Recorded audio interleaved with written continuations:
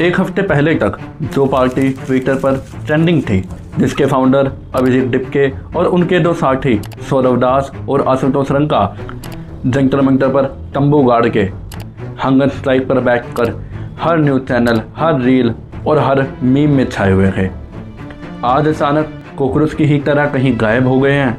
Cockroach होने का फ़ायदा ही यही है शायद कि जब रोशनी तेज़ हो तब कहीं अंधेरे में भाग जाओ, क्योंकि अब जो प्रोटेस्ट हो रहे हैं वे दिल्ली में नहीं बल्कि झारखंड में हो रहे हैं, और वहाँ कोई वीआईपी तंबू नहीं है।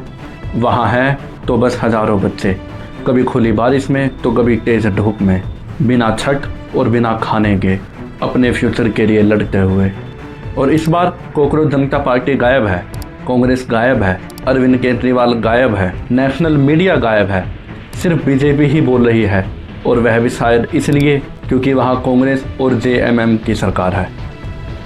तो सवाल ये उठता है कि क्या सीजेपी सही में किसी आइडियोलॉजी और प्रिंसिपल के लिए लड़ी थी या सिर्फ पॉलिटिकल अलाइनमेंट के तहत काम कर रही थी।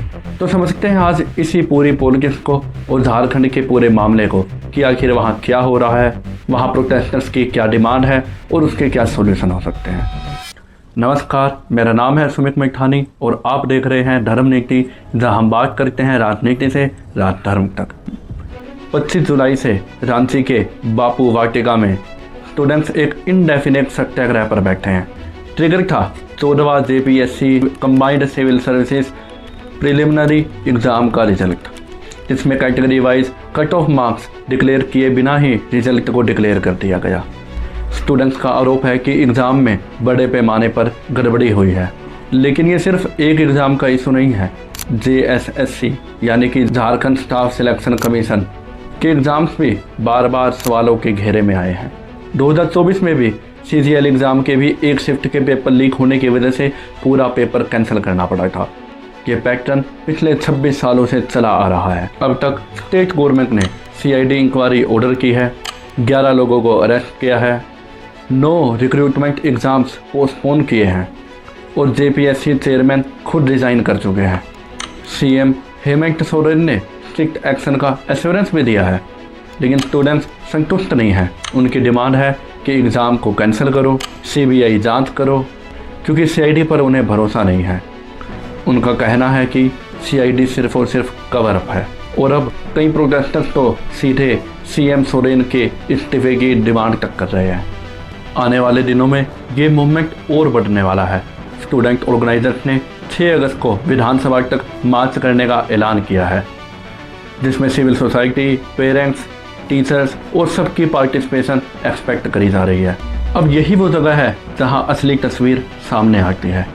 सरकार अपनी जगह स्टेटमेंट दे रही है, अरेस्ट कर रही है, कमिटीज़ बना रही है, फाइल पर काम चल रहा है, लेकिन फाइल के उस पार ज़मीन पर कहानी कुछ और ही है। जब सरकार अपने एसी ऑफिस में बैठकर प्रेस स्टेटमेंट रेडी कर रही थी, तब रांची के बापू वाटिका में कुछ और ही हो रहा था।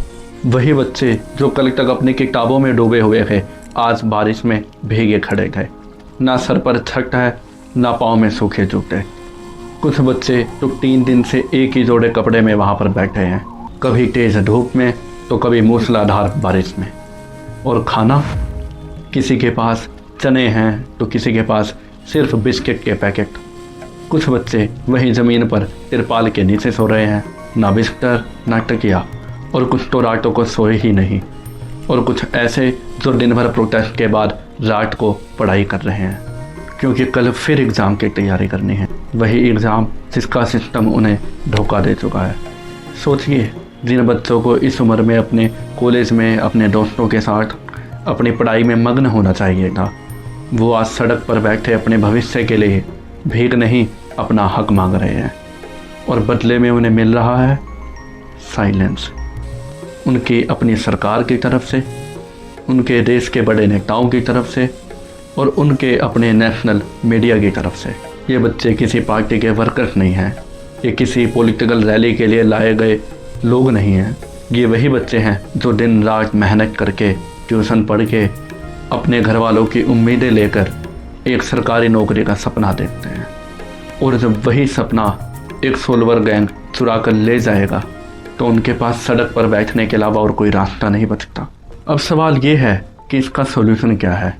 पहला, जब तक एग्ज़ाम प्रोसेस पूरा टेम्पर प्रूफ नहीं होगा, biometric checks, tight OMR protocols, real time monitoring, तब तक हर बार यही होगा। दूसरा, रिजल्ट से पहले कट ऑफ और क्राइटेरिया ट्रांसपेरेंटली डिक्लेयर करना चाहिए ताकि बाद में सवाल उठने की गुंजाइश ही ना रहे। तीसरा, सोल्वर गैंग और पेपर लीक माफिया के खिलाफ फास्ट ट्रैक और डेटरेंट कानून बनाना चाहिए, जैसे कुछ स्टेट्स में एंटी पेपर लीक कानून बने हुए हैं। और सबसे ज़रूरी, एक इंडिपेंडेंट रिक्रूटमेंट ओवरसाइट बॉडी जो किसी भी पार्टी की सरकार के अंदर ना हो, ताकि हर बार पॉलिटिक्स ना हो और स्टूडेंट्स को हर 5 साल में अपना भविष्य दांव पर ना लगाना पड़े। लेकिन इससे भी बड़ा सवाल ये कि हमारी राजनीति कब बच्चों के भविष्य को राजनीति से ऊपर रखेगी। बीजेपी पार्लियामेंट में प्रोटेस्ट कर रही है, सही बात है, लेकिन सिर्फ इसलिए क्योंकि झारखंड में उनकी नहीं बल्कि कांग्रेस और JMM की सरकार है। कांग्रेस अपनी ही एलाई सरकार के खिलाफ बोलने से कतरा रही है। केजरीवाल जो दिल्ली में नीट इशू के ऊपर अपना पूरा माहौल बना चुके थे, यहाँ चुप है। और कांग्रेस जनता पार्टी जो खुद को यूथ की आवाज़ बताती है, सिर्फ एक ट्वीट करके अपनी जिम्मेदारी पूरी मान चुकी है। यही हमारी राजनीति का सच है। इशू नहीं, अलाइनमेंट मैटर करता है। अगर ये दिल्ली में होता, अगर ये बीजेपी शासित राज्य में होता, तो शायद आज नेशनल मीडिया की हर हेडलाइन यही होती।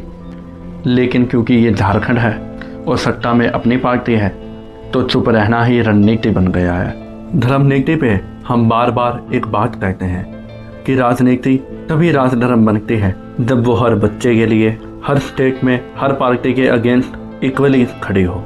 जब तक हम सिलेक्टिव आउटरीच करते रहेंगे, तब तक ये बच्चे बारिश में ही भीगते रहेंगे, चाहे कोई भी सरकार हो।